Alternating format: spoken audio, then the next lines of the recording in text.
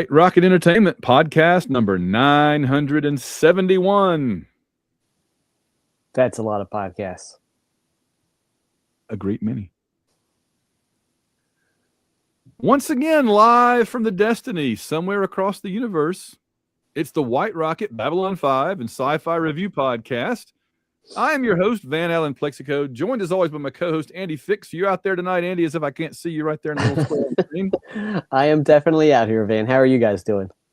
I'm good. And we've rigged up the communication stones. We blew up a planet, opening a wormhole so that we could bring Laura aboard. Welcome aboard, Laura Schroeder. How are you doing, Laura? I'm good. How are you? Good. All right. And we've got our little background image this time. This, by the way, this helps me also because I don't have to make up a graphic every time if I don't want to for YouTube, because it's got the name of the episode and a picture from the show on it. So it's like it's ready made. I'm thinking ahead here. But it's also the Lucian Alliance. And we were talking about them last time when we did something that rhymed with Incursion. Subversion. Subversion. Yes, that's right. And there's Commander Kiva and Varro. And by the way, Varro is the most Warhammer 40,000 character name ever. So I kind of like it being used on here.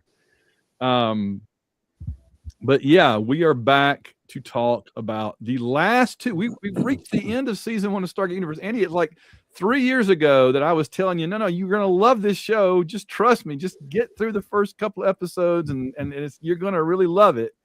Was I wrong or was I right? You were right, Van. I'm thoroughly enjoying this. Not that I hated the first couple episodes, but it just didn't, knock my socks off like Babylon 5 did from the get-go.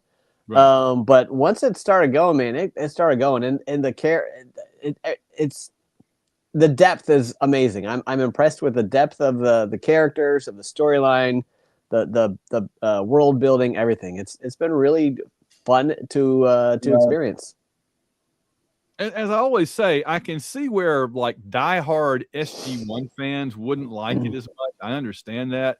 But since I'm not a diehard SG1 fan, I don't really love that show very much. This is like a whole new thing. And for me, it's so close to being what I wanted from Space 1999. It's so close to being things I liked about Battlestar Galactica. There's other few things that pop up that will as we go along. Laura, while we're talking about it, I want your thoughts. So you watched it before, right? You said you've seen this whole show before. Did you watch it back originally airing? Was that it? No. No. It was just a year and a half ago, maybe. Oh, okay. I watch it about every 2 years. I watched it when it originally aired in 2009 and 10 and 11. And I kind of go back. It's one of those shows that I can rewatch every so often and really enjoy it all over again. All I have to do is just wait for my little brain to forget just a couple of details here and there, like, oh, this season it's a cliffhanger. So, yeah, fortunately,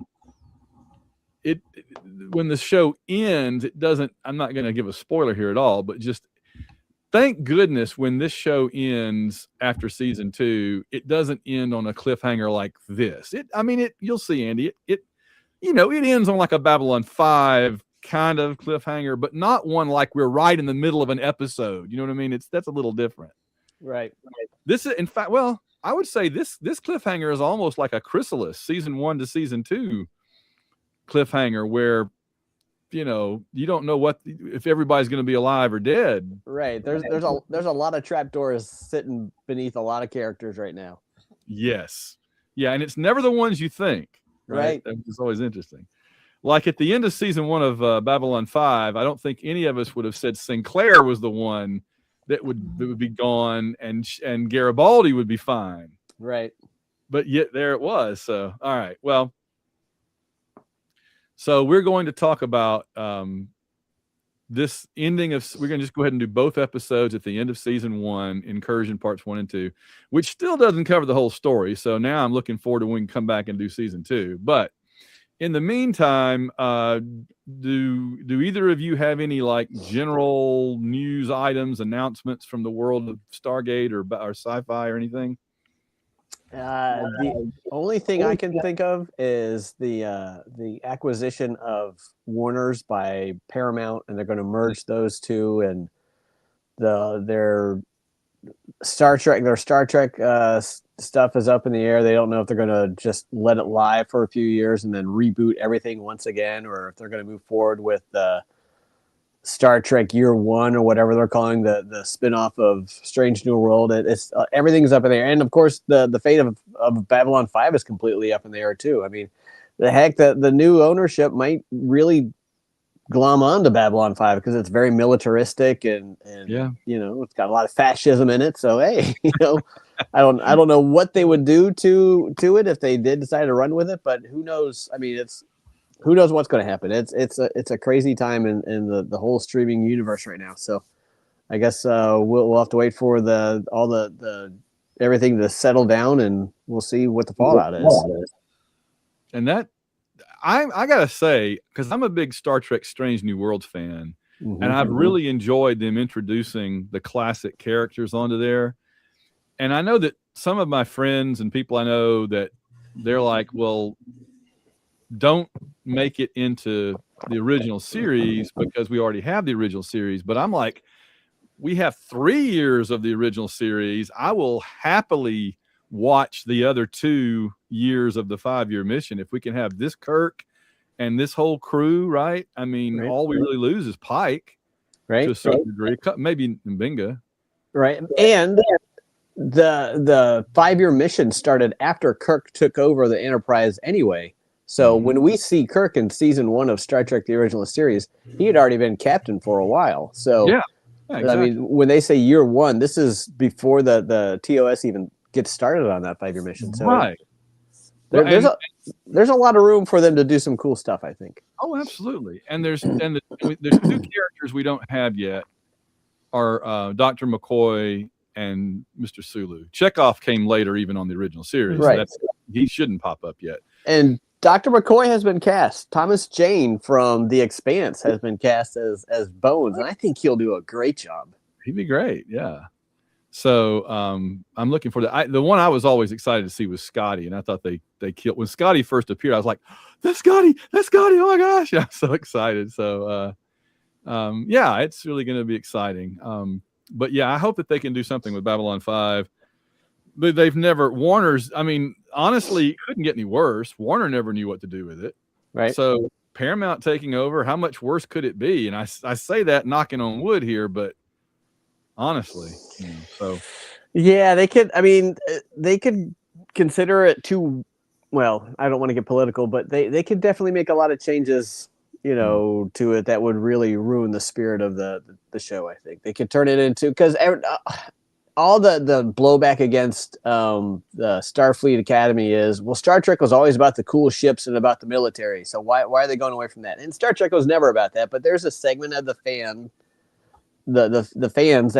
that's what they expect. And I would hate to see Paramount or whatever the new company ends up being called look at Babylon 5 and say, man, they got some cool ships and they got some cool military stuff. We could really, go this direction with this. And I'd hate to see that happen because Babylon 5 is so much more than that. Yeah. Oh, I agree. Laura, any thoughts on that or any other news out there that you've seen? I don't know that it's necessarily news, but there's all of those little video drops of Nathan Fillion and the Firefly cast. And I've seen that there's supposed to be an announcement tomorrow about what it's about, and it's not bobbleheads. Well, I wasn't sure until the last one where he talks to Alan Tudyk.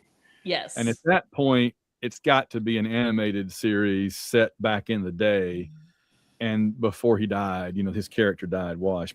Wash was always my favorite character. So that the movie, I love the movie, but man, it's hard to watch. And it's got to be an animated show, right? They're all older. And if you're going to include Wash, it's going to have to be like the and also Shepherd Book. If, they could, with the amount of voice talent out there, they could find someone that could capture the vocals of Ron Glass for Shepherd Book. And I mean, well, let's face it, Alan Tudyk he's played a chicken. So there's definitely, like I said, there's a lot of voice entertainment. He also plays in my head my main character I'm writing in 2 novels right now too. So he stays very busy. He stays very busy. So yeah, that's right. So we've got maybe something with Star Trek and Babylon 5 just slowly beginning to percolate on one side, and we got the Firefly thing on the other. So what studio has Firefly? It was Fox, but now it's Disney. Oh, it's Disney. Okay, so it's not Paramount. There's only like 2 left, right? It's Paramount, Warner versus Disney, Fox, everybody else. So, and Disney's just 2 more Marvel flops from being eaten up by the other one anyway. So, yeah, they better get their act together. So, yep. They do have. One other little bit of news, and that made me think of it.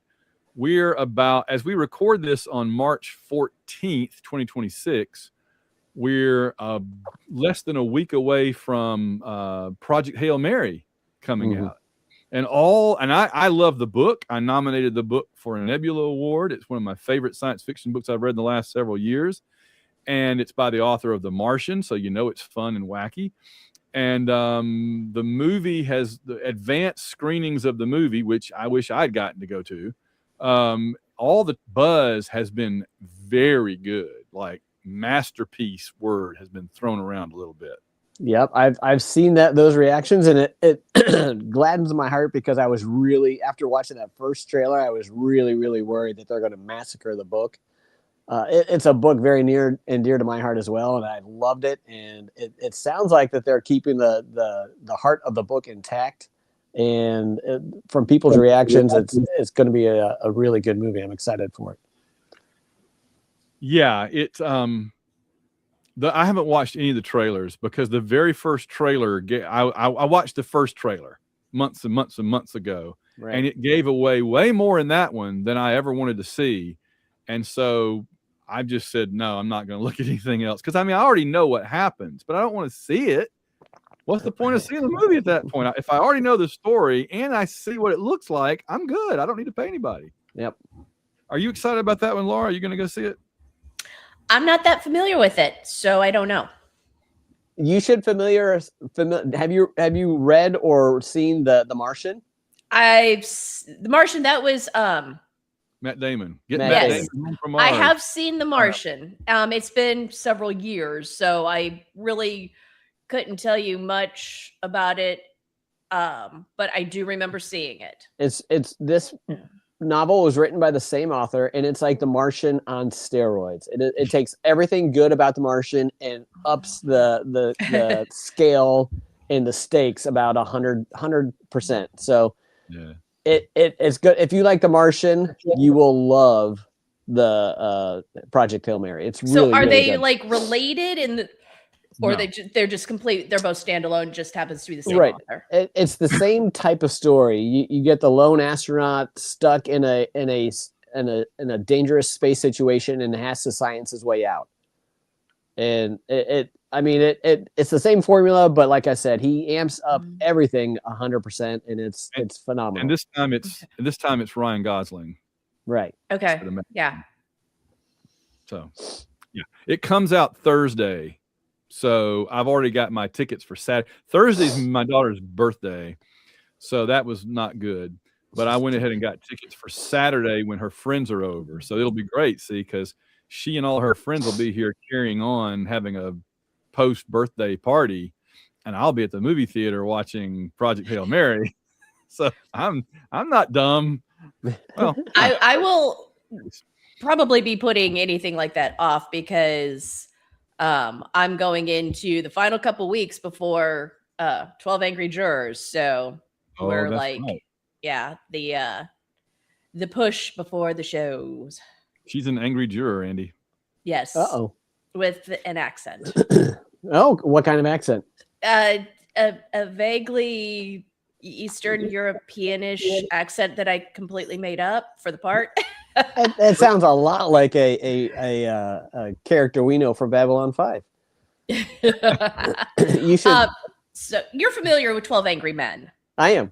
Yes. So it's basically it is that play with a mixed cast. Very cool. Is your character from out in the countryside by any chance? My country, no, in my country, we speak like this, and so I am glad to be here in this country where we can disagree and have our own opinions about things. Very nice. If you're out in the country, you could be the rural juror.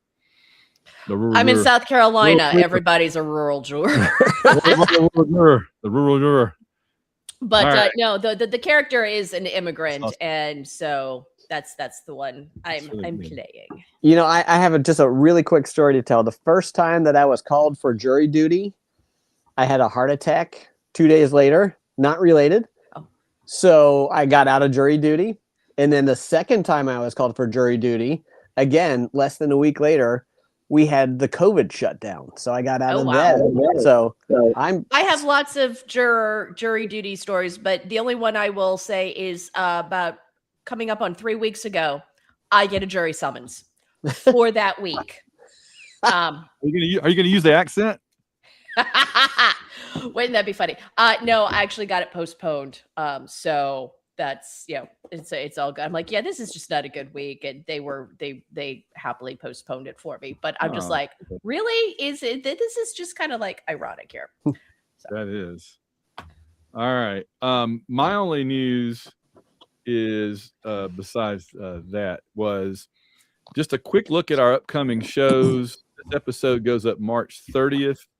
By that time, you will already heard part 1 of our new Space 1999 review with Jim Yelton and me. We'll do the first half of Breakaway. That'll be fun. And then don't forget the main White Rocket podcast channel, which is the sister show of this show. John Ringer and I just last week reviewed season 1 of A Night of the Seven Kingdoms, Dunk and Egg, which was really fun, and we talked about that. And it's also carrying the reviews that I did of all the James Bond movies alongside Alan J. Porter, the president of the Ian Fleming Foundation. So our March 16th episode, which is just a couple of days from now, we'll be reviewing Goldfinger, the classic one, right? So, and we begin our coverage, the three of us, of Battlestar Galactica in April. And we'll get back into season 2 of Stargate Universe in May. So we got a lot coming up that'll be fun very soon. So, all right, well, let's get on into it. Let me just remind everybody, we don't have ads. And if you want to keep the show ad-free, go to www.b5review.com, www.b5review.com. When you go there, you will see that there's every season of Babylon 5 is reviewed. You can click through and watch and listen to any episode you want to listen to. We weren't doing video for that yet. And you can click on the box to become a patron and join our other patrons. We thank you every episode, and you can leave comments and questions on the Patreon page that I read at the end of every episode, including this one. So www.b5review.com. All right, let's get on into 119 Incursion Part 1 and 120 Incursion Part 2. We decided to do them both together because it really was, I was going to say it's really one big episode, but honestly, it's kind of the middle part of a 4-parter. Mm-hmm. Because Subversion was kind of part 1. This is parts 2 and 3, and clearly it's going to be continued into a season 2, part 1, right? Episode 1. So, all right. So you want me to give kind of the stuff up front first, and then we'll talk about it. Let's see. Part 1. With the help of a captured Dr. Nicholas Rush, Commander Kiva of the Lucian Alliance manages to board Destiny. She quickly gains control of a large section of the ship and holds several of the crew hostage in a bid to gain control of the ship. And then part 2, the Lucian Alliance manages same thing. And then it comes to a head, and maybe people are dead and shot and dying, and it's horrible, including her. So she and Telford had a duel, had a Hamilton Burr shootout there, which was fun. So the original air date was June 4th and June 11th, 2010. Imagine if it had been more than a week. I mean, Babylon 5 did crap like that. Yeah. it made you wait 3 or 4 months on some of those cliffhangers. So this was written by Joseph Malazzi and Paul Mully. And one of the websites I have to mention, maybe IMDb, credits the guys from the original movie, but they didn't write any of these episodes. It just credits them because they invented the original premise and everything and stuff. This was written by Malazzi and Mully, which again always makes me excited because Malazzi is part of the I know him on Twitter, and he's fun on there. Plus, he's been doing this long-running now bracket challenge of find the best helmsman, find the best navigator, find the best diplomat, find the best captain, and it's like a voting thing. It's still going on. But he's going to be involved in the new Stargate that's coming to, Amazon? Right, so that's exciting. Yeah. Directed by Andy Makita, who I think directed a lot of episodes of Stargate shows. His name pops up a lot as part of that crowd. Main characters are the same as ever. I'm not going to go through them. In addition to Brody, James, Volker, and Riley. And then we have Rona Mitra again as Commander Kiva. We have an appearance by Michael Shanks as Dr. Daniel Jackson and Richard Dean Anderson as Lieutenant General Jack O'Neill. One of us will probably mention this, but there's a very important factoid about their appearance here. Mike Dopood plays Varro. Peter we already talked about them. Let's see. Ian Butcher is Danik. And then there's just the other, as you see on your screen right now, if you're watching on YouTube, all the various Lucian Alliance people in their black leather, pleather outfits, whatever. They're waiting for the Judas Priest concert to start. All right. That's you forgot to mention Samantha Carter. Yes, she didn't come up on my little list here, but I know she was in it. Yeah, she was. Yeah, that's right. As what's her name on Stargate? I can't remember. Sam. Oh, that's her name on Stargate. Samantha Carter. Right. Right. Yes. Right. Yes. The actress. I wrote Right. her character name down. Yeah. Not. She was there watching them blow up yet another planet. Happens a lot in the Stargate universe. Where they just randomly blow planets up.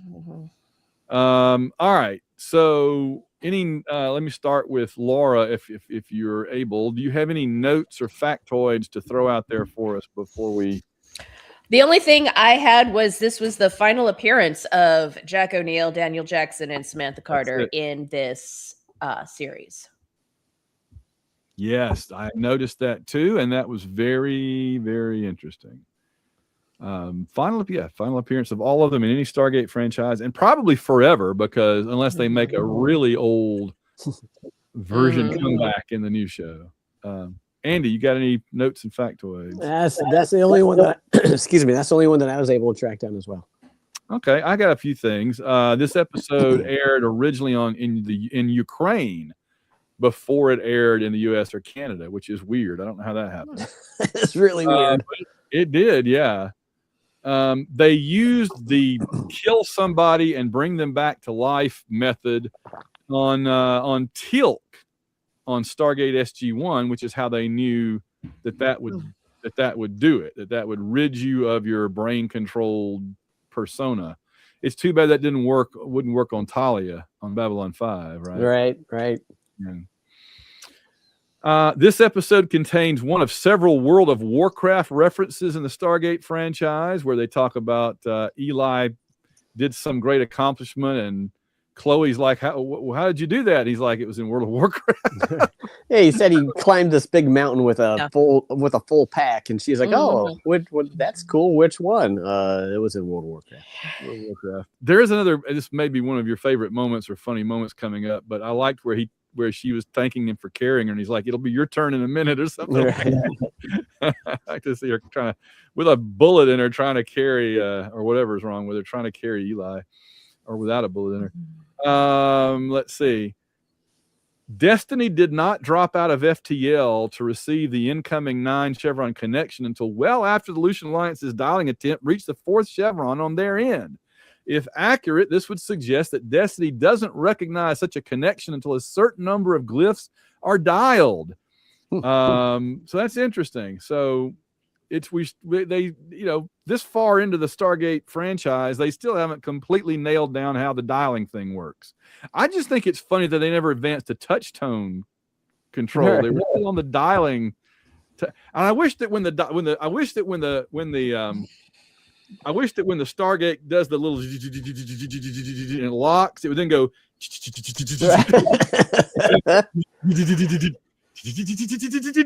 That would be so great. It probably wasn't until the 4th chevron that it got past the area code. So once it got past the area code, then Destiny knew, oh, they're trying to call me.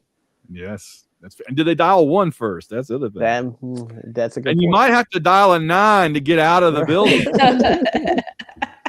Oh, man. Let's see. This is the second time that dialing Destiny while under attack has destroyed an entire planet. In this season. They've blown up 2 planets. And now what that tells me, and this is some analysis I was going to do later, but I'm going to mention it, is that tells me that it's going to be extremely problematic to ever evacuate people off the Destiny, because when they open up the wormhole to the Destiny and then people come through to where they opened it up, the place they opened it up then explodes. Right. So how are you ever going to get them off Destiny? I'm sure we'll find out at the end of season 2 when they just wrap everything up.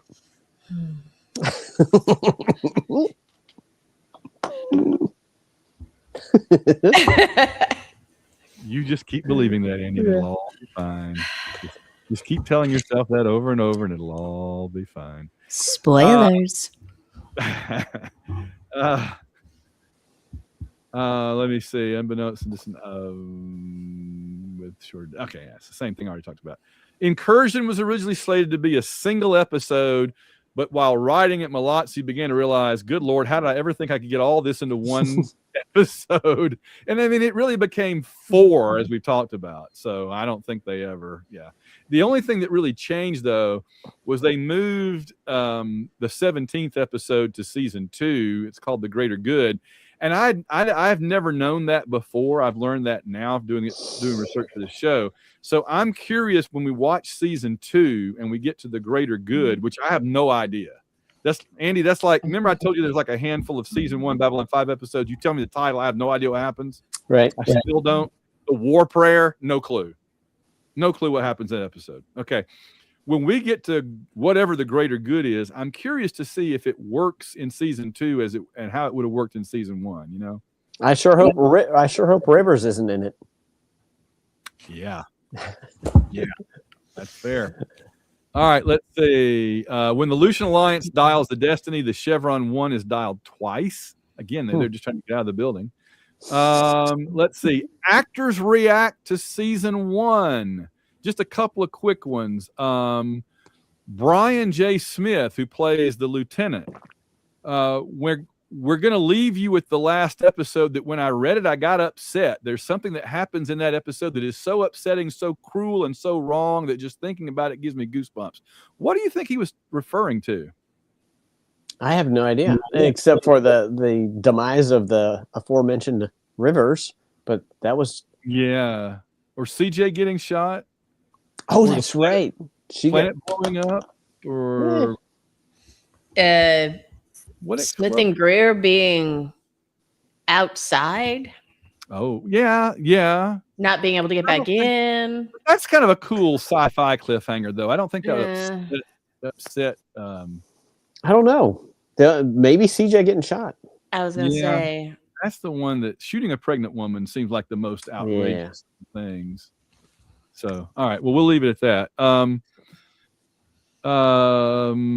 David Blue, who plays Eli, says, I see the second half of season 1 as a roller coaster. The first half, we were kind of going up and preparing. There were little dips. The second half, we get these crazy twists and turns, things you're not expecting, revelations you're not expecting, et cetera, et cetera. I'm watching it myself and yelling at my own television going, no! And I'm already shooting season 2, and I'm still saying that. Very exciting. Alana Huffman, who plays the great TJ, Tamara Johansson. She says, yes, there's a cliffhanger, of course. It's a season finale. I believe I can say this. The Lucian Alliance makes an appearance. That's exciting. I think for the Stargate fans, it's a big cliffhanger that does get resolved, obviously, because we're shooting a second season now, but it complicates things. Let's see. Actor David Blue, that's Eli, says in season 2 you'll learn more about the ship itself. We'll see some amazing new places in it, and in the universe that we're around. But so much happens the next few episodes. But we're not going to. But when you're not, but you're going to be yelling at your television. It's beautifully done, but it's so draining. He says that's pretty cool. Season 2 is about exploring more of the ship, more of ourselves, and more of why we're here. That's fair. Joseph Malazzi says, why did the ancients go through the trouble of launching Destiny and the seed ships? Why is the Lucian Alliance so interested in the ship? The answers are coming in season 2, and they may surprise.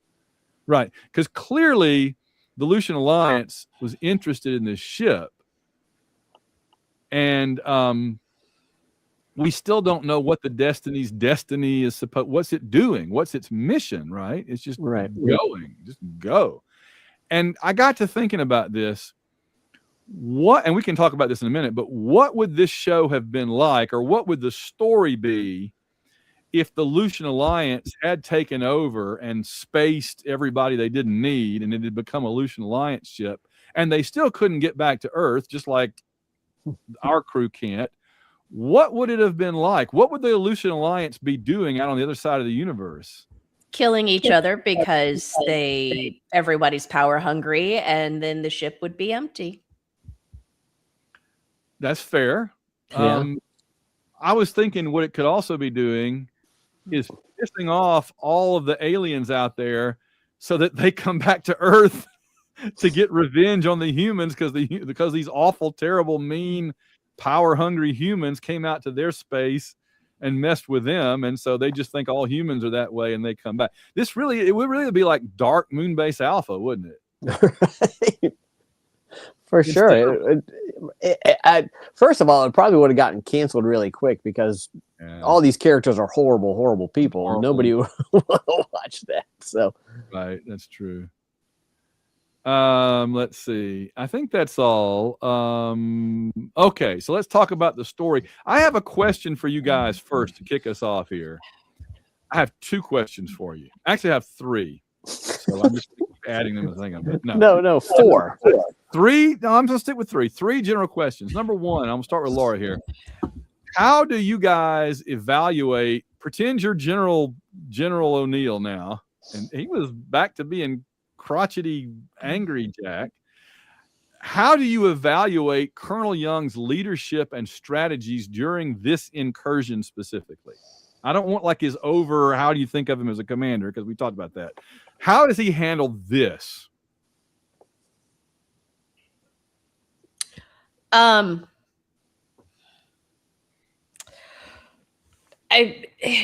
He's still learning. And I think in his mind, he's like, I don't know what to do about this, which is why he went to Jack O'Neill, and O'Neill's like, get back there and do it. And are you up for this? It's like, I mean, not that there's a whole lot of choice, but he was also, I think this whole situation made him a little bit more cooperative with other people because of how he reacted when Camille's like, yeah, maybe I need to like do the negotiating. Yeah. Andy, what are your thoughts on I thought he did a pretty darn good job. He was decisive when he needed to be, and he never waffled or hesitated. When he had to make a decision quickly, he made that decision. And like Laura said, he was willing to let Camille come in and do some negotiating. And he was in a no-win situation. So it was, kind of like the Kobayashi Maru. He just had to try to save as many lives as he could. And I thought he did a good job.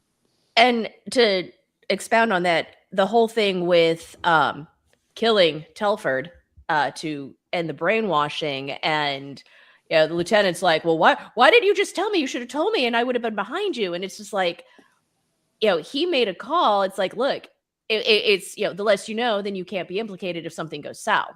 So that, I think, did show leadership, because if something had gone sideways, he was going to be the only one suffering the repercussions legally from it. And in the military, you are not supposed to question the orders from above unless it's blatantly illegal. You're not supposed to question your orders because your commanders have information that you don't have. You just have to trust. Like what Greer said, you have to trust that he's going to be doing the right thing. And Scott's answer was great. He was like, I don't know how you do that. And Greer was like, you got to figure that out.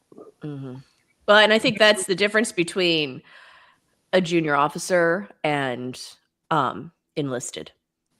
Right. Well, remember he's a sergeant, so he's an NCO. He's right, but he's still right. And the NCOs run the military. I mean, everybody says the officers give the orders and stuff like that, but it's the sergeants and the petty officers and that actually run the military. So, well, Laura, when you said what was the first line that you quoted there? Oh, where he said, "Why didn't you tell me?" Young, and Young was like, "Oh, did I need to check with you first or whatever?" Yeah. Like his reaction was that would make it okay if I asked you first, So that was a good point too, that he shouldn't have to, is what he was basically saying. So exactly. Let's do the same thing with Commander Kiva. Andy, what are your thoughts on Commander Kiva's job performance on this mission? I mean, she is mustache twirling evil. I mean, without the mustache, I mean, I don't know what her motivations are or what the Lucian of the Alliance's motivations are. So I don't know if she's just evil, rotten evil, and that's why she's doing this. I mean, she's very effective, to accomplish her goals. She does very well towards that end. So as a military leader trying to accomplish a goal, she's doing great. As a person, man, she's pretty rotten.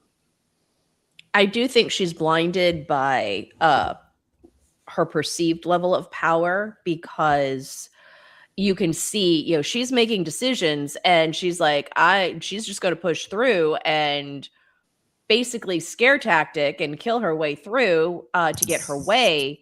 And there's people on both sides that are questioning it. I mean, there's little things, Varro's her second in command, but you can see he's kind of like, really? You want to do that? And so she's definitely going about it wrong, because she thinks she can basically just bluster her way through. And the other side, they're like, you know what? You do this and you don't let this happen, then we all die. And she's like, well, yeah, we all die. And it's just like, are you really, is that really what you want? Is she truly okay with everybody dying because of this? Or is she thinking she's going to win? And I think she doesn't realize that she would actually lose. Right. And that goes back to, we don't know what her motivations are. I mean, is she just a crazy fanatic? In which case, yeah, she's blowing it. But if she's got, a something important that, she truly believes in. I mean, but also the fact that she was willing to put a bullet in the head of a pregnant woman.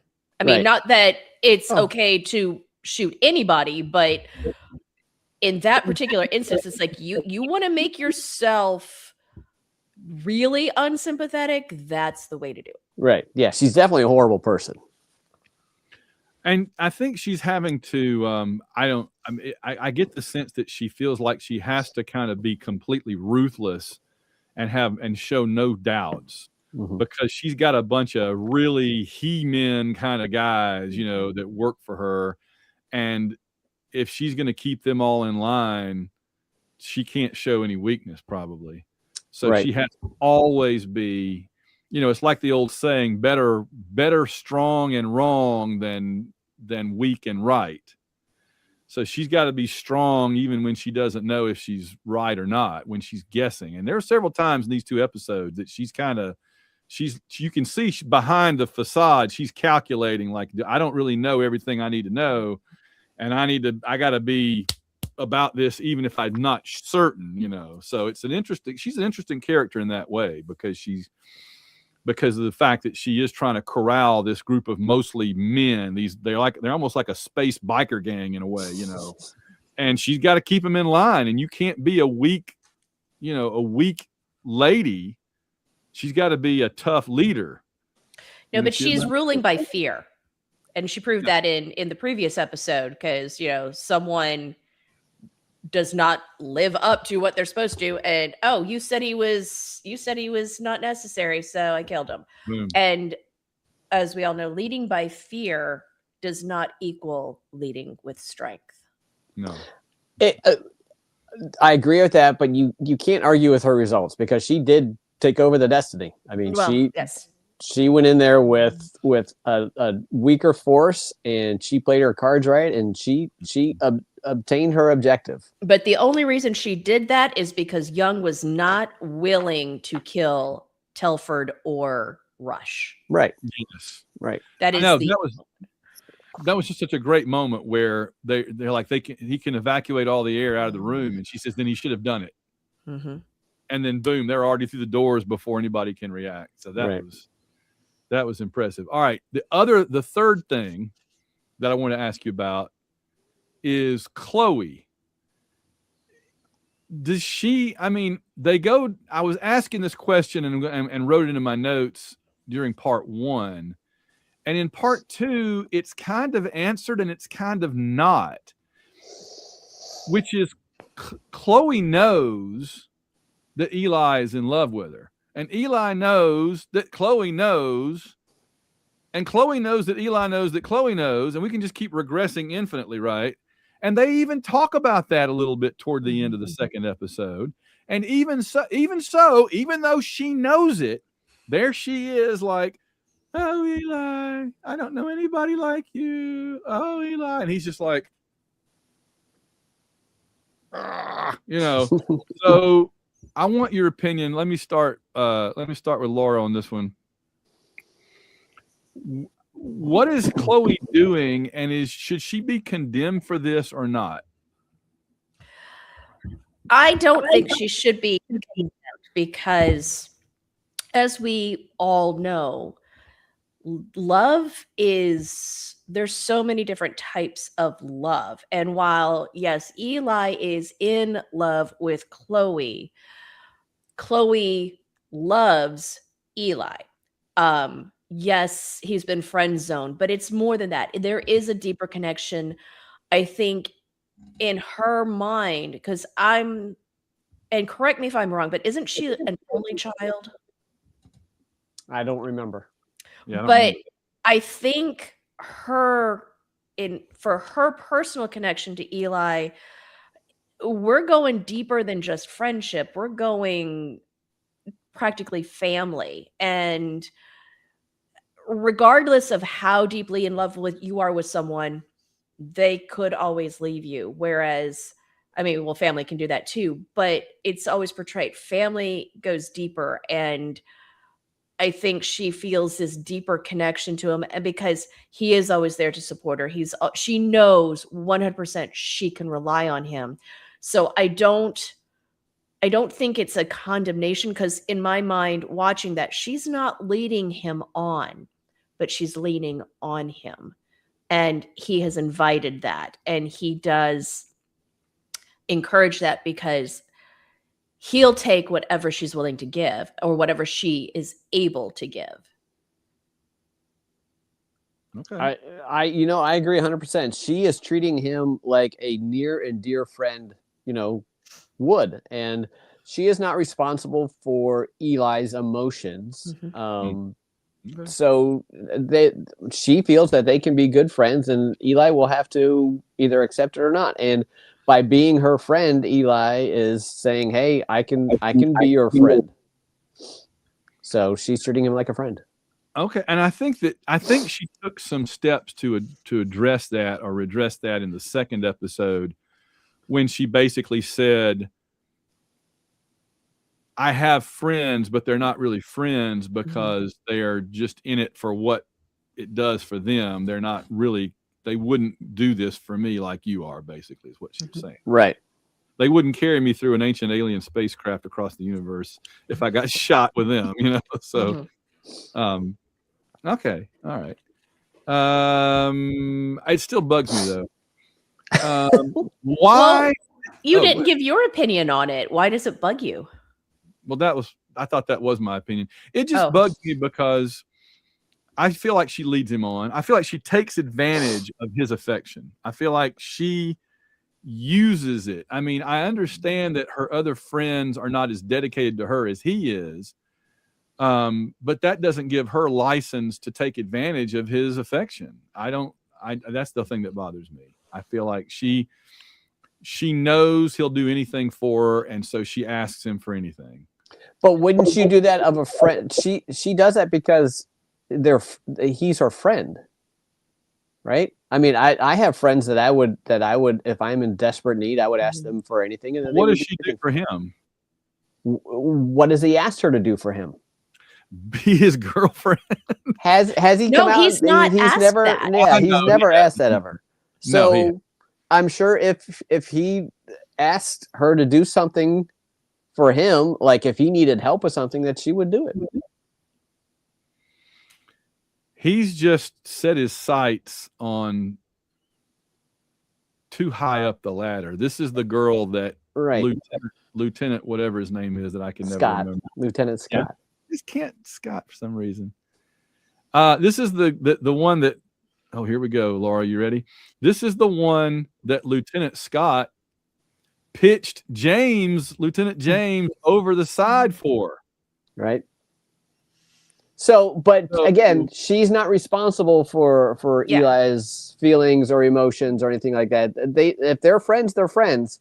Mm-hmm. You know, she's not responsible for him aiming too high. And Eli understands. He knows. And it's not that he's out of his league or anything, but he knows that her heart lays with Scott romantically. And, they actually have a different connection. And, you see it. I've seen it in real life and in,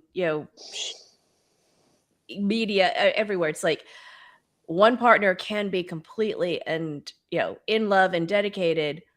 The other person is not. And so you have to decide, is this person important enough to me to accept what it actually is? Yeah. Man, this is getting deep. Snuggling up to him and, like that. I know she's not snuggling. She's dying and just go die over on the other side of the little chamber, Chloe. Man, Van's harsh. I'm just on Eli's side. When the Lucian Alliance came into the gate room, and this is sort of an unanswered question too, as well as an evaluation of Colonel Young. Why not go ahead and drain the air out then? And while they're all floundering around acting like they're dying, then you go in and pull Rush out. Right. I thought that would have been a good move. But because as soon as the doors are open, air go, the atmosphere will change and people could, stronger people will wake up and could shoot you in the process. Maybe so. And if you wait too long, you're going to, the person's going to be dead. So there's no point in pulling them out.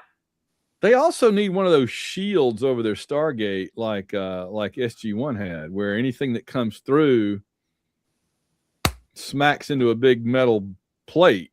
Right. Remember the little spirally thing they'd put up there? And then, because there was one episode where the enemy shot like nuclear missiles at Earth. And they came through the Stargate and were bouncing off, and they were hearing all these booms and everything. Yes, but this is an ancient ship, and they didn't have that technology. Yeah, they could only send ships at faster than light speeds across the universe. They couldn't make a deal. Oh, but the Air Force guys in Colorado could, so they were way more than that. They didn't think that they would need it. Whoever built the Destiny wasn't necessarily at war with themselves. Because the original Stargate, when they found it, didn't have the little shield that was created after the fact. So it didn't even have a DRD. Mm-hmm. Yeah. Right. So, or DHD or whichever. DRD is the little robots on Farscape. DHD is the dial home device on okay. Right. I was thinking of the little on Farscape. Remember 1812?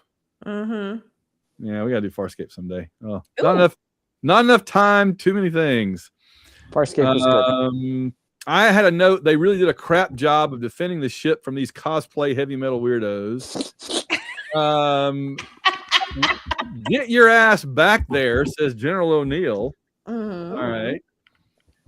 One of the funniest lines ever uttered on Stargate. This is Lieutenant Greer. He's a medic. Does he say Lieutenant Greer? I think he gave him his name. He didn't say he was military. Right. He was dressed in, one of the few times you see Greer in civvies. Right. So this is Greer. He's a medic. Yeah. I was laughing so hard I got the line wrong. Yeah, a medic with, weapons of Why destruction. didn't what's her name on the captaining the spaceship from SG1, why didn't she teleport the pilots out of the F-302s when they were trapped? They explained that, and it was something about there was technobabble and why she couldn't do it. There was a reason why she couldn't do it. Okay. With everything blowing up and stuff. Right. The flux capacitor wasn't aligned with the shield generator, so. Mm-hmm. There you go.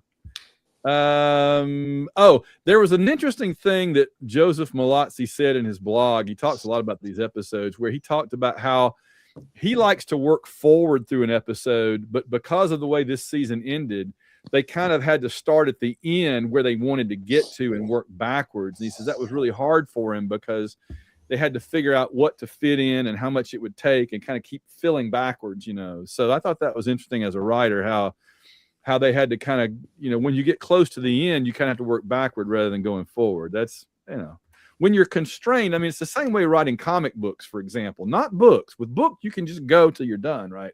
There's no set number, but TV shows and comic books, both, you've got a space you got to fit things in, 40 minutes or 22 pages or however that goes. And you kind of have to work backwards to make sure you get the ending in the way because you really want to nail the ending, right? So I found that very interesting. It was why they had to use 3 episodes or 4, I guess, instead of 2 or 1. There was one other thing Malazzi said. Camille Ray is a civilian with a background in human resources, and while at first blush the skills she possesses may seem impractical in spacefaring scenarios, Camille will step to the fore later this season. That would be what we just saw. Especially when all hell breaks loose in the 2-part finale. And then there's that hate relationship she's got going on with Greer. I like that. We'll be exploring that throughout in very interesting fashion. So I do like, last one. Throughout the first season, Dr. Rush refers to Lieutenant Scott as Lieutenant, the proper British pronunciation. Suddenly, toward the end of this episode, he starts using the American pronunciation lieutenant. So what was up with that? A writing glitch? Well, but it's spelled the same way, so it would have been up to the actor to pronounce it differently. Maybe it had something to do with him exchanging brains with Telford. Telford, yeah. Yeah, maybe so. That's interesting. Okay, good. Good answer, Andy. I like that one. All right, let's move along. I only have 2 unanswered questions. They're not very good. Do either one of you have any unanswered questions you want to throw out there? The only thing I have is what the heck is the Lucian Alliance's motivations? What are they trying to accomplish? Thank you. Yes, we do have a comment from one of our viewers or listeners, I think, that addresses that. So we can maybe put a pin in that one. But I had the same question too. And I've watched Stargate SG1, and I remember at one point going, "Oh, it's those guys from Stargate Universe," and then going, "Okay," and then never thinking about it again. So I think they were different here than they were. They kind of made them into like this little mercenary warrior high-tech band of fighters, which is cool. I like them. I think that's a neat bad guy group. In fact, who they reminded me of was AIM from Marvel. Yes. Are they human or are they aliens? They're humans. Are they humans from Earth? Yes. Okay. Well, in Stargate, there's humans from all over the place. Exactly. Mostly British Columbia. The British Columbia jokes never get old on this program. Never. But that's a fair question. They could be from other planets. Yeah. In fact, probably are, honestly, now that I think about it. Yeah. All right. Well, my unanswered questions, number one is, I already kind of talked about this before. Knowing that every time you open a wormhole to destiny, it blows up your planet. Is it ever possible to bring anybody home from it? Right. You got to find a different way to power the freaking thing, right? Yep. Now here's a question, because I don't think they ever addressed this on the show. The Stargate on Atlantis is powered by those ZPMs. I'm sorry, Rodney, ZPMs, which is like the big glowing footballs. Right. Could the Atlantis Stargate dial destiny? And if so, why don't they ever try that? I have no idea. I don't know. They're always looking for new ZPMs on Atlantis because they need more power, and they don't ever have enough of them. You can never have enough really good Duracells, you know what I'm saying? So, all right, my other question is this show, with what we're seeing in these 3 episodes, is this show about to become what Star Trek Voyager could and should have been? Wow. Think about Voyager. I've compared this show to Space 1999 and Battlestar Galactica. Is it now kind of turning into Voyager? With the cooperation between the Federation and groups. Word. Yeah, the Maquis. Yeah, the Maquis. Yeah. And I know nothing about. My Star Trek ended in 1969, so I've watched a lot of Voyager. I've watched a lot of Next Generation and all that. I know there's like Native American aliens or some nonsense that Star Trek would come up with, the Maquis. But I mean, the way that Voyager was pitched to me as an audience was, half the crew is Federation, the other half are people that are like high tech, but a little rustic and don't like the Federation. And that kind of seems like what we have here, doesn't it? Yes. Except that in Voyager, by episode 2, everybody was getting along and wearing Starfleet freaking uniform. Right. I don't see these dudes wearing a Icarus base patch anytime soon. It should be interesting. Yeah, that was my biggest hate with Voyager was they took a great premise of 2 antagonistic groups being forced to work together, and by the end of the first episode, everything had been smoothed over and they were just all hunky-dory one crew. So I agree. If that's the direction this show is going, that would be cool. Well, let me ask you this, Andy. Knowing what you know about this show, having watched half of it now, do you really see half of the Lucian Alliance guys just happily blending in cheerfully with Everett's Young's crew and everybody singing Kumbaya together? Not at all. I think if these guys all live and become part of the ship regulars, I think it would still be a very contentious relationship for the rest of the show. I mean, we already have, Camille and the civilian group being butting heads with Young, and they're from the same place. I mean, with the same motivations. If you toss these guys into the mix, wow, that would really, I mean, blow the political situation wide open. Yeah. Now I want a Space 1999 movie where remember there was an episode of Space 1999 where they made a teleporter that went from Earth to the moon, and they were going to try to bring them back, and instead it sent them to like the Middle Ages or some nonsense. I want, which is cool, but I want a story where they send a teleportation thing to the moon, to Moonbase Alpha, and like a bunch of Spetsnaz guys from the Russian consortium come through. Well, that's kind of what that is, right? Anyway,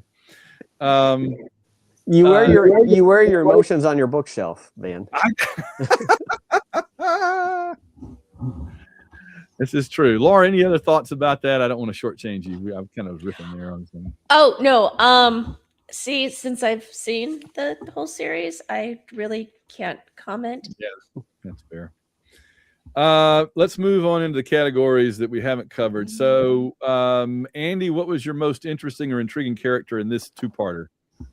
I have Eli. I loved how that whole, when we first started watching this, Eli was my least favorite character. I thought, what a Wesley character. I didn't want him on there. He was there for fan service or whatever.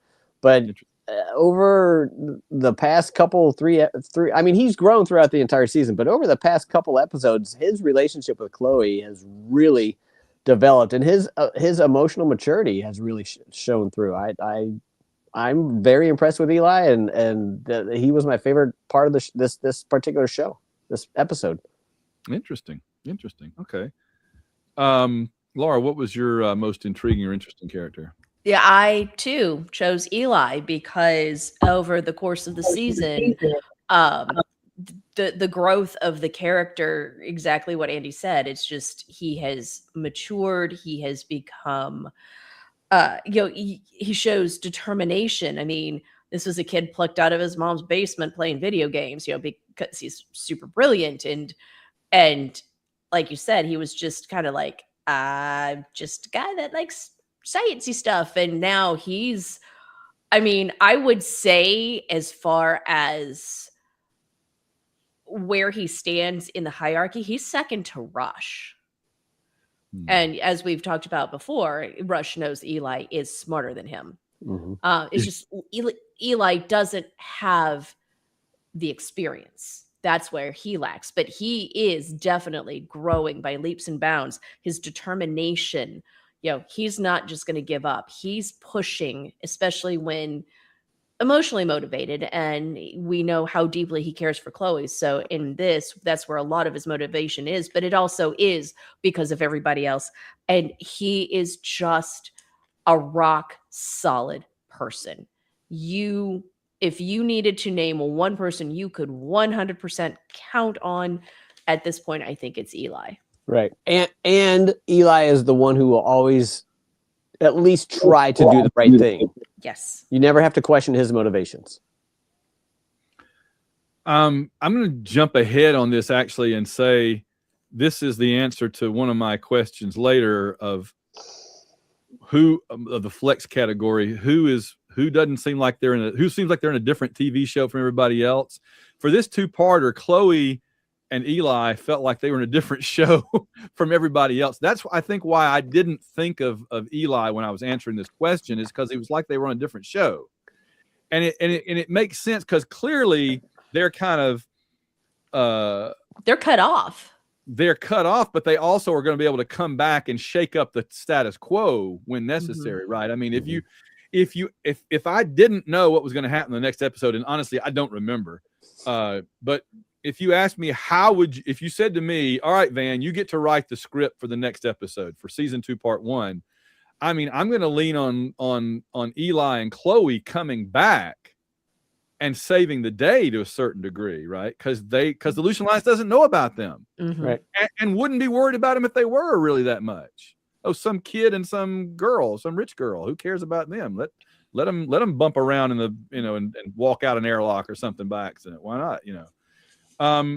So that kind of answers my who was in a different show.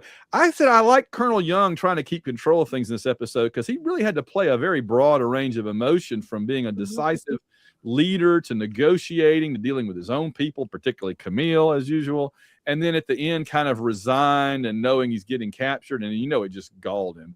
But I also thought Telford had a lot of fun. There was a lot of I thought Lou Diamond Phillips got to he got a lot to chew on in these two episodes, way more than the rest of the season.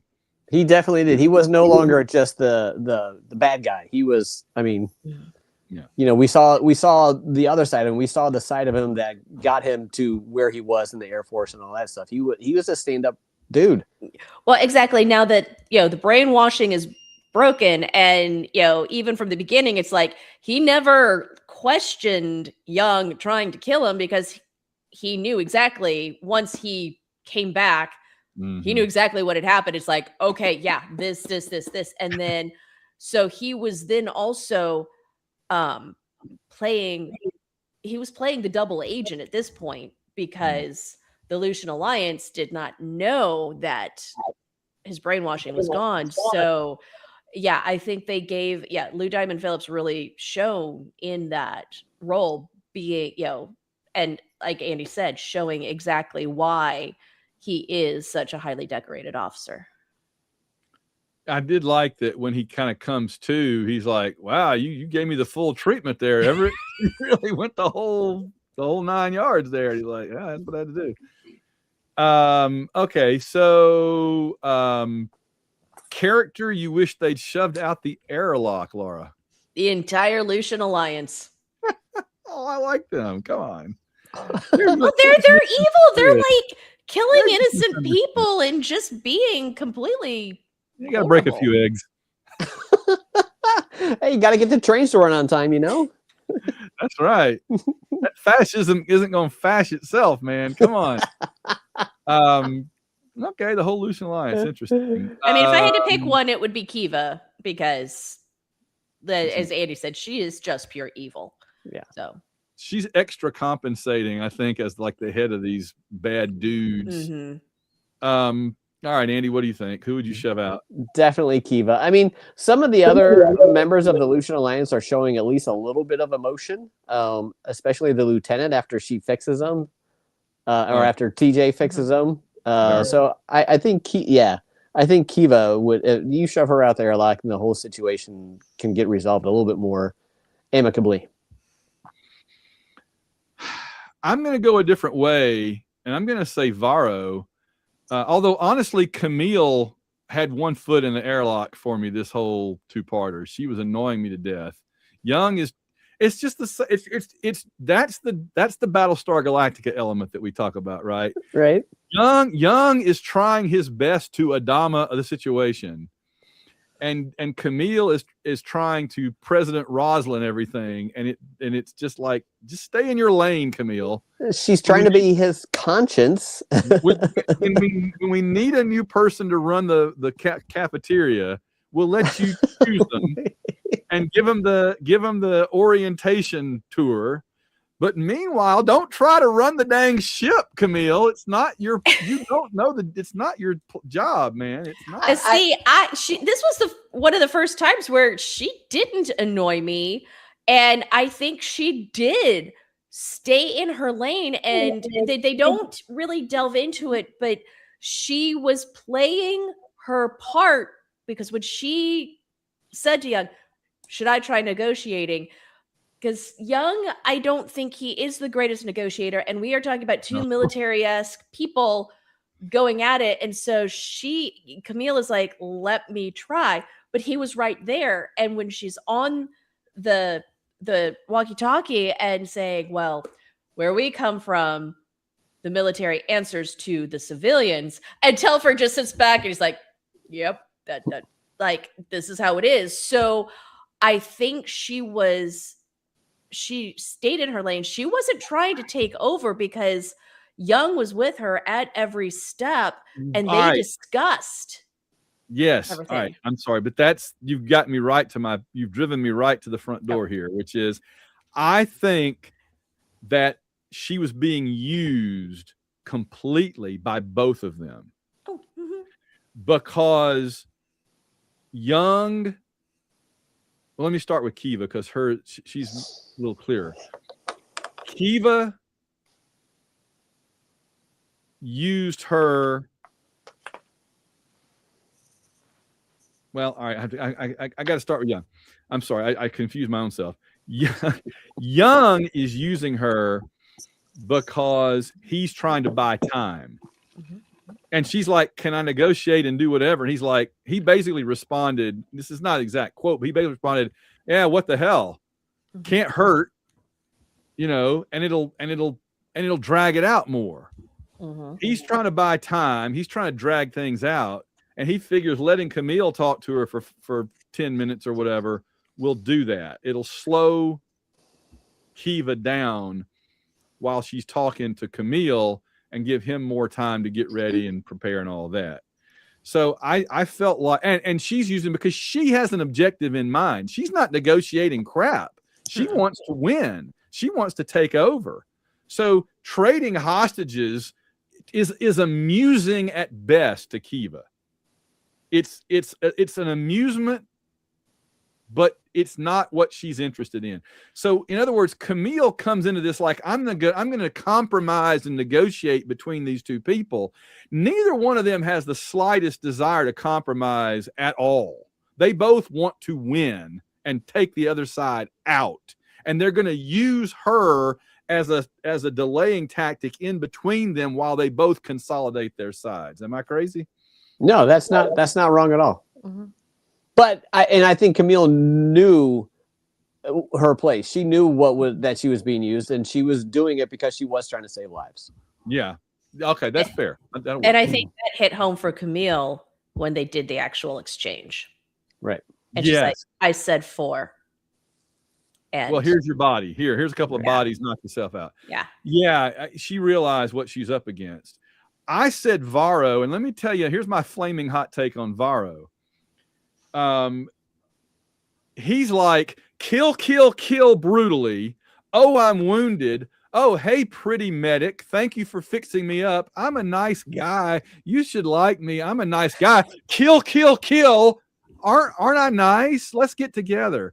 I'm like, Varro, I just hate this guy, because at least the other Lucian Alliance people are honest, and they are 100% surface so far. There's no depth to them at all. They're just crazed biker, heavy metal AIM agents, okay? But Varro wants to have it both ways. He wants to be Mr. Nice Guy that could date the cute blonde medic. Can't blame him. And yet he also wants to be the brutal killer that shoots the Young's guy in the chest with the gun, throws the body down, and then turns right back to TJ.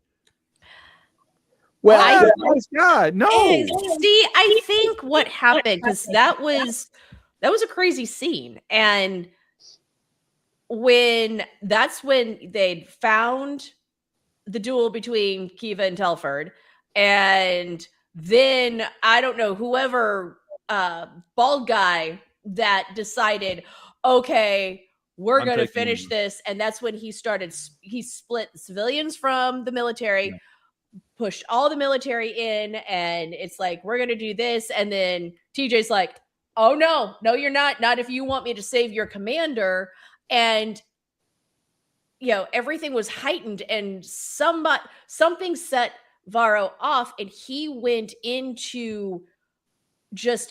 autopilot. And what it's like, he did the other guy, because if I'm remembering what I saw last night, because you had a guy in military fatigues with the machine gun, and somebody, and they're spinning around, and the machine gun just going. Right. So I don't know that Varro was in kill mode. Yes, he killed the guy and threw him down, but it was just this heightened, autopilot. This is what he has been trained to do. He is not necessarily going to change his training in 2.5 seconds after he's been sewn up.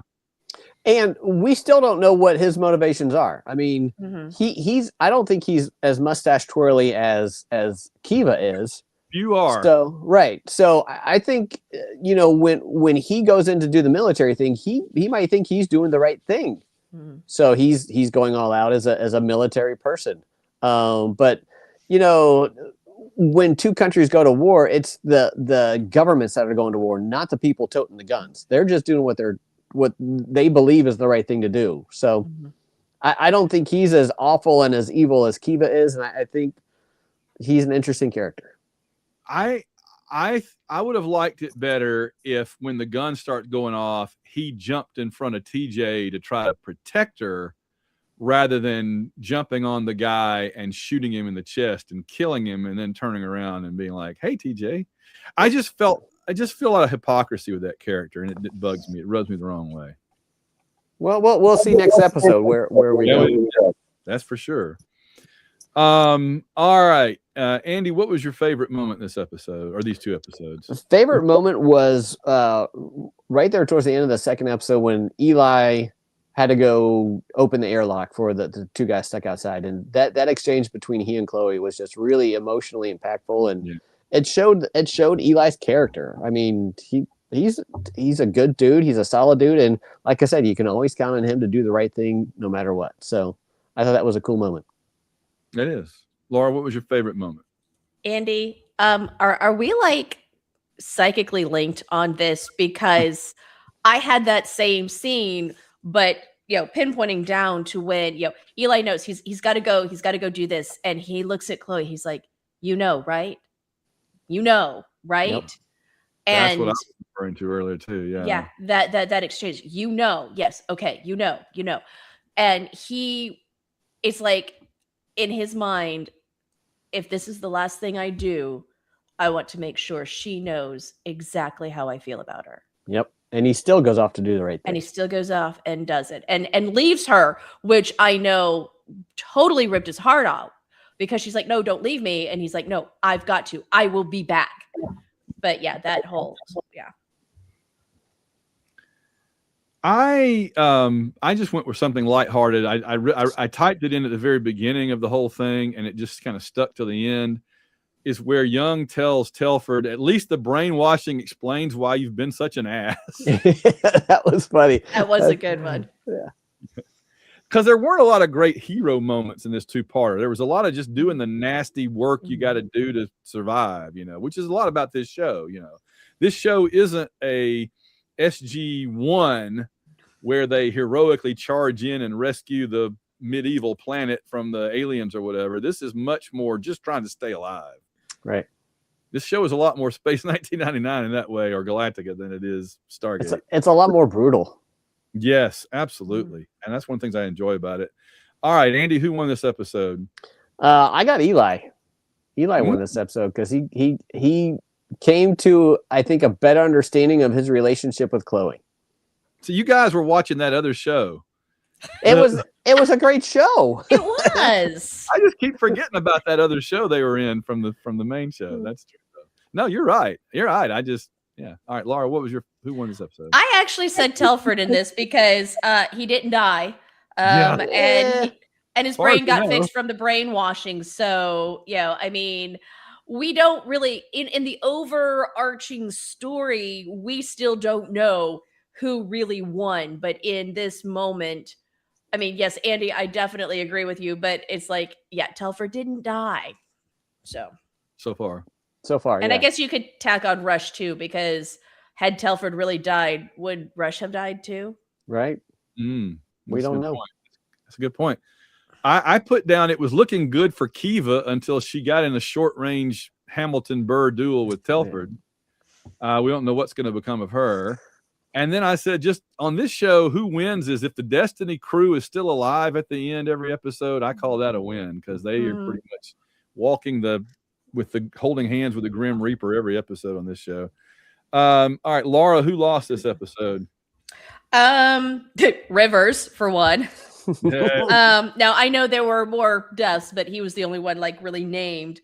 I'm like, the rest is undetermined due to a cliffhanger, but possibly Kiva lost because of that. Kiva, possibly Kiva, Telford, and TJ because of gunshot wounds. They're all lying there on the floor bleeding out. And we don't know who's alive or dead. Yeah. A lot of people with bullets in them at the end of this season. Good thing the whole of the one thing, the Destiny may be a pretty flimsy ship at this point, being 1 million years old, but at least the hull seems pretty bulletproof. And that's because they're not having to use PPGs like on Battlestar Galactica, on Babylon 5. I've got the Destiny right over here. I still haven't decided what to do with it. My Destiny, my little miniature Destiny, still sealed in the box. Yeah, I've still got sealed in the box copy of it over here, and I haven't decided yet if it's going to join the 1979 Enterprise on my bookcase, or if it's going to live, or if it's going to get sold. I don't know yet. I could put it back here somewhere. It'd be kind of cool for this show. Let's see. I said who lost the episode: Kiva, Telford, and Chloe, because they all got bullets in them. And and anybody that was living on the planet with all the Naquita. Over 100 guys, apparently. Oh my gosh. Yeah. And the 2 pilots. Yep. From the fighters. I have lost. Who lost this one was Young, because if you look at his face there right at the very end, when he thinks when he thinks he's about to get shot in the back of the head, that look on his face was just haunting. It's the look of I did my best and I failed. Yep. But I still got to hope that if I played my cards right, something could still work out. I love how they told him, Telford says, have Rush run away like he got scared and panicked and ran. They'll buy that. They'll believe that. Because, I mean, if you told us that Rush panicked and ran away, we wouldn't believe it. We would think if he figured out something and went off to do it, but I don't think we'd ever think he just panicked. Right. I could see where the Lucian Alliance would think that about him, right? Because they think everybody's weak and pitiful except for them. That's the sense I get. So I agree. Yeah, but the big losers were whoever lived on the planet with the Stargate. What was the most Stargate moment, Laura? I put the scene O'Neill telling Young to get back and take care of it. Are you up for this, Everett? He's so not Jack O'Neill on this show, and it drives me nuts, you know. But it's one of the reasons I wasn't really looking forward to watching SG1 is because the only Jack O'Neill I knew was this guy that's just always dog cussing poor Colonel Young. I didn't want to watch his show. There was a kind of a fun O'Neill moment when they were telling him about the planet that they were attacking. He said, looks like there's a giant glowing pyramid. And O'Neill's like, that sounds familiar. Yeah. That's like every episode of your old show, Jack. Right. No kidding. That's why I always say I got tired of the Egyptian aliens on that show. It got kind of just having the same. It's just like I got tired of the Wraiths on Atlantis. And I was always happy when somebody else would show up.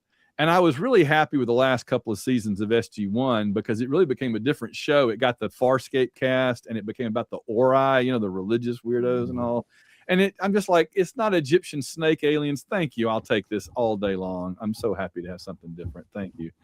My most Stargate moment. Did you say what yours was, Andy?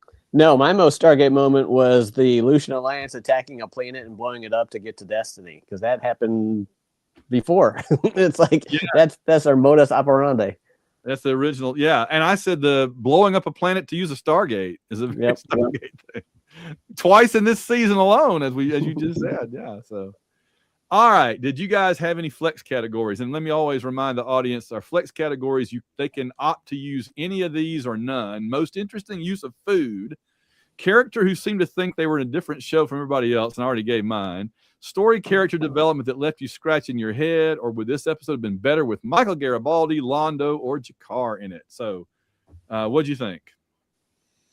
I thought it was the interesting use of food was they used the food to stall and get more time from the Lucian Alliance. I thought that was kind of interesting because, and she even said at one point, we send in supplies with the first wave next time because she knew that she was screwed without food and water. Yeah, that was interesting. Yeah. I don't think she was going to. Kiva, before they went through the wormhole, though, wouldn't have admitted that they might be trapped somewhere without food. Right.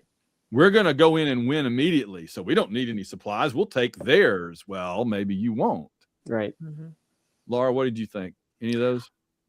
I didn't have anything for those categories. Okay. The use of food that I thought was interesting was they handed over some of their food to the Lucian Alliance, but we know what their food is. It's nasty. So I wanted the Lucian Alliance to be like, some food at last. What did they give us? Oh my gosh. What is this stuff? They didn't give us food. And then it'd been like Kiva been on the radio, you didn't give us food, Colonel Young. And he'd be like, oh, yes, we did. You wanted to be on this ship. Well, enjoy the food on this ship. It's not a what do you call it? Pacific Princess Cruise Line, right? This is not a buffet. This is weird beat things from the sand alien planet or something, you know. Be glad it's not the eyeball from the Time episode creature that stabs you in the chest, because it's spicy, and we'll let you will have mental hallucinations, but you know, it's sort of our version of the Scotch bonnet, maybe, or the Carolina Reaper. I also said, would this episode have been better? I said we've been better with Garibaldi. He would have definitely kept the Lucian Alliance from taking over the ship. Sure. Garibaldi would have had a much better plan to intercept borders. He'd had some Narns with him too. All right. To rating, Laura, how did you rate these 2 episodes? And you can do them separately or together, however you want to do it. Well, since we were treating this as one big episode, I rated it as one big episode. And looking back at, Subversion, and I gave it a 4.5. This one I did bump up to a full 5, just because even though nothing is resolved, there was never any what I thought slow parts. The tension built, everything built, and when it ended, I really debated: do I watch the next one now? We call this pulling an Andy. I can't do it. I'm tempted too always, but I know that I won't want to watch it again too soon. And so if I watch it now just for my own gratification, I'll forget before we record. And I want it to be fresh on my mind. So I have to tell myself, be disciplined. Don't yield the temptation. I didn't watch it, but I wanted to. Oh, I hear you. I didn't watch it either. Oh, good man. Stay strong. Only because I don't know when it is we're gonna do the next next episode. So yeah. That's true. Yeah, it's just that we've got several things going now, and so I had to schedule us all the way out into 2027, and my schedule is getting filled up. The dance card for our shows are pretty full. So right.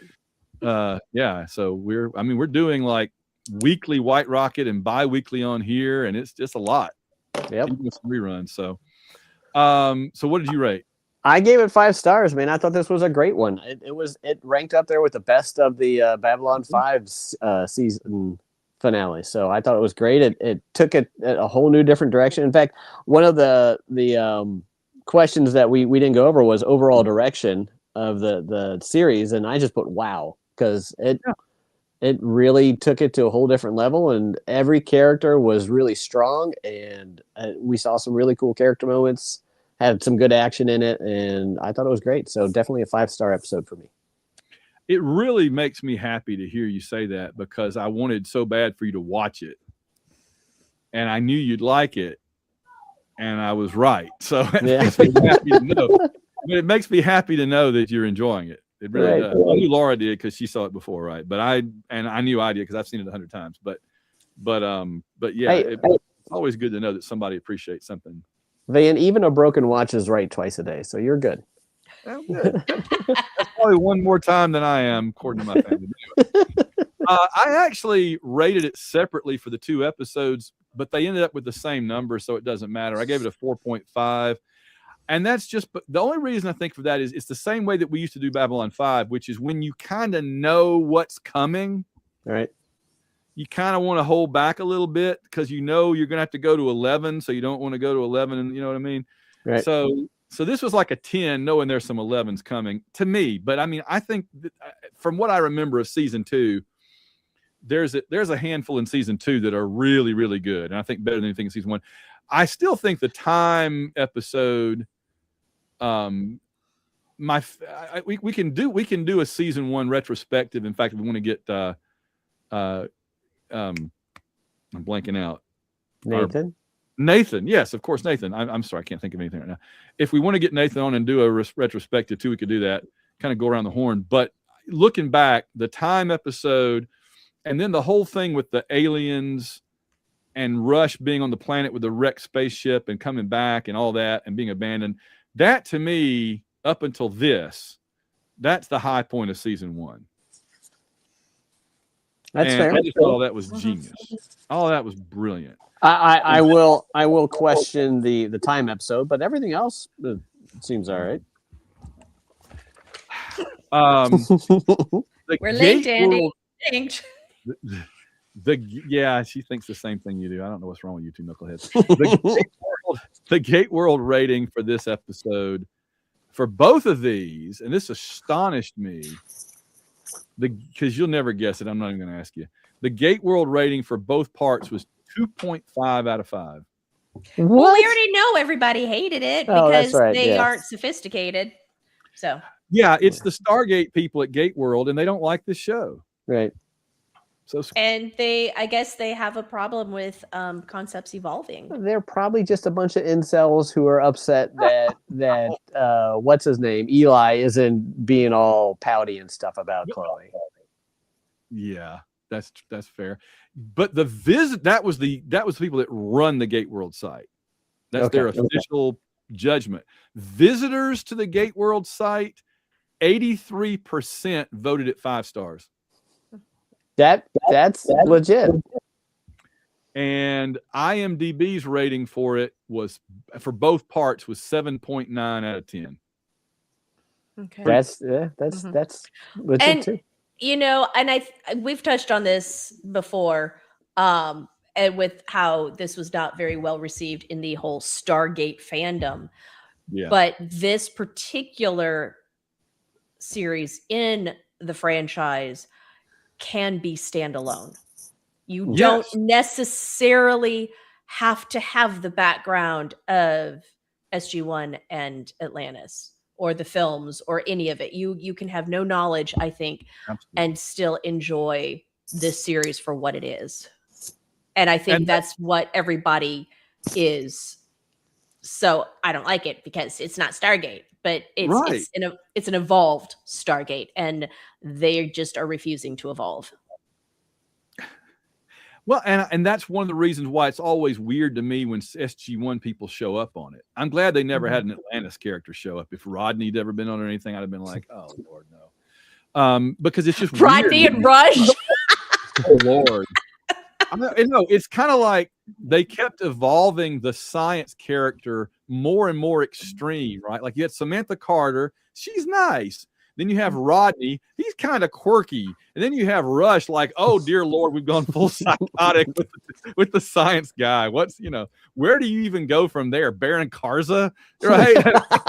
All that's left is this for the science crazy guy. So it's funny. This just hit my brain, but if you took Rush and Eli and combined them, you have Rodney. Yeah. Because Rodney carried a torch for Samantha. Yes. Oh, yes, he did. He just had no an unrequited, practically extinguished torch, but yes. And I've always said that Rush is Sheldon Cooper from Big Bang Theory mixed with Dr. Smith from Lost in Space. Well, that's a great 2 characters to combine. Sheesh. Absolutely. All right. We got to thank our patrons real quick. Got to thank, again, go to www.b5review.com. This show remains the Babylon 5 and sci-fi science fiction review podcast because we have everything that Babylon 5 has ever done pretty much. Andy, we've still got to do the short stories. I'd forgotten about that. We got to do those that'll take us 1 or 2 episodes. But we got to thank the folks that keep making this show possible and keep it commercial free. And that's huge because hardly any shows are commercial free anymore. Leah G, Emmanuel Seaman, Rich Hammett, Stu Parker, Shakna Tumbe, Dragon Con Delin, The Geek Boy, Unavez, and Unaluna Azul Zatras. Pete, Wildstar, Fire the Wave, Motion Gun Furman. That's hard to say, Pete. Middle-aged Tim, Grumpy Old SGU fan. I hope Grumpy Old SGU fans enjoying our not-so-grumpy take on the show. Dragon Con Todd of the Discerning Geeks Portal podcast. Fit to be Mutad, DRKX, Steve of the Green Hind, a charred Pakmara morsel who still has a Boba Fett head, just like I do on myself. Heather and Yancey Steingraber, Count Baltar. You want me to do it? Sure. Bum, bum, bum, bum. Mond 06, Drazi Purple in purple. We are stunning. Lou Welch's Revenge, Jay, Captain Quinn of the EAS Achilles, and Justine Jones. Thank you all so much. www.b5review.com. Very quickly, we have just 2 comments, both from Steve, that came from our previous episode about 118. And Steve says, I'll listen tomorrow when I'm shoveling myself out of Snowmageddon here in Massachusetts. Okay. And then I think this is about this episode. Steve says, the Lucian Alliance had a couple different story arcs in SG1. Very unforgettable. I got to say, I forgot them, so that's not entirely true, Steve. But I can forget anything. I will say it like I have before. I think I have a completely different opinion on everything to do with Stargate than I think he means me. However, so many elements of what made Stargate is why the show doesn't work for so many people. That's why SG1 and Atlantis had such a good vibe and a different feel to it. Made fans adore it when we got the elements of Daniel Jackson and other characters like McKay and General O'Neill. That's fair. I agree. I feel like that's the only parts that feel like Stargate, the lack of different civilizations. And I get you don't want the villain of the week or mustache twirling villain, although Kiva did kind of give us that per se. But what we got was another human race, which was a collection of people who formed after the fall of the Goa'uld, who somehow can match us punch for punch and even get to the ship after attacking one of our military bases. That being said, there's lots to love about the show. I will agree that Colonel Young feels out of place in this show. I love how much he wants to get rid of Rush at any point. Definitely my favorite part of the show. Yeah, the Rush Young relationship is great, and it's something we haven't seen in a couple of episodes. Right. They've been separated, and so we didn't get any of that the last 2 episodes.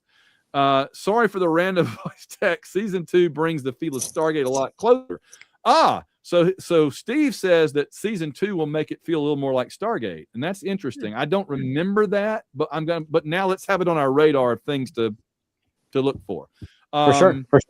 And then P.S. for some reason. Okay. Anyway. All right. So that's the only comments we got for now. So you guys, please be sure to, when we post this episode, send in comments and questions. We always enjoy those. Final thoughts. This has been a little longer episode, but we did cover 2 whole big boom episodes. So Laura, any final thoughts? Actually, it just occurred to me with your with Steve's comments and all that, the one thing that I made a mental note of and did not mention, and so this could potentially go under unanswered questions, is how ticked off is Rush going to be moving forward, because he was pissed that they didn't pull him out when Telford was choking to death. Right. Or even before that, when things went sideways, that they didn't pull him out. They didn't disconnect the stones. He was really angry about that. Rush upset with Colonel Young's decisions? I can't imagine. I know. It's crazy. But how is that going to motivate him moving forward? Absolutely. Andy, thoughts? I'm excited to jump into season 2, man, especially after what Steve says. It sounds like it could get a little crazy and a lot of fun. Yeah. And again, before we get into season 2, we're going to kick off our other new show, Battlestar Galactica. So we will look at the calendar and get ready we'll have to decide how many podcast episodes, because you got a 3-hour premiere and then a 2-parter. So there's two Battlestar Galactica episodes to start that series. One's 3 hours and one's effectively 2 hours. So we'll have to figure out how many of our episodes we want to cover those. So let's be thinking about that. All right, gang. My last thought is I really, really enjoyed season 1. I really enjoyed Laura's reactions to it. And I very much enjoyed seeing Andy sing it for the first time and kind of his immediate responses and reactions. And the fact that he loved it makes me very, very happy. So, all right, we're going to crank up the Stargate. I wish we had like a thing of we can dial up. I guess just like we're going to dial home, but we will see you guys soon talking about Galactica, and we will see you with season 2 of Stargate Universe. Adios, guys. See ya.